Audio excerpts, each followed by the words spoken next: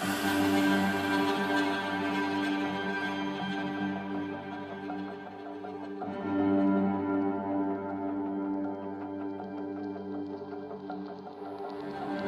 guys, welcome to the first episode of Check Your Privilege. I'm your host, Sam Holly. And I'm your co-host, Madison. And I'll be interviewing Cameron Connor and Kyle Graves. Hey, what's up? Hey, thanks for having us. We'll be discussing racial issues and conflicts between the genders within the novel Passing by Nella Larsen and connecting it to our society today. Alright, so let's get started. I have an interview question to ask you guys. In the book, the character experiences social tensions between blacks and whites. The poor relationships between the two races lead to the term passing, playing off of the superiority of the white race. Light-skinned black individuals identify themselves as white and conform to the white community. Do you think this is the most beneficial way to handle the situation? And will it have any impact on the black community in the long run? And are these actions selfish of the character Gertrude?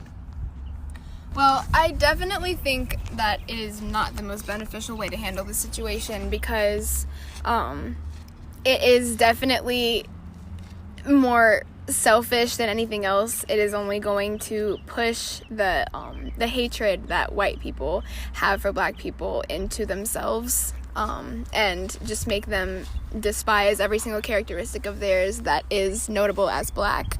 And so that's why people immediately go towards, if they have the characteristics of a white person, to use them to their advantage, because they want to have the privileges that white people have, which is being able to have better things, better education, better work privileges, you know what I mean? And yes, it might make life easy, which is what makes a lot of people want to do it and think that it's a good idea for them, but in the long run it is only going to push all of the hatred and the feeling of inferiority in the black community.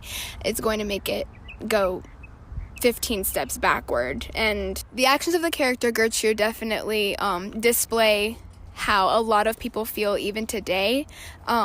Just the fact that she said in the book that she genuinely did not want and was disgusted by the idea of having a darker skinned child because it came from a good place, I suppose, which was her just wanting the best for her children, wanting her children to have the best life possible without having to deal with feeling inferior. But at the same time, it shows that she believes black is wrong and darker skin is wrong. And so ultimately, yes, it is definitely selfish. All right, thank you all so much for listening in today. And thank you, Cameron and Kyle, for sharing your thoughts with us today. Tune in next week for episode 2 covering Their Eyes Were Watching God. We'll see you next time.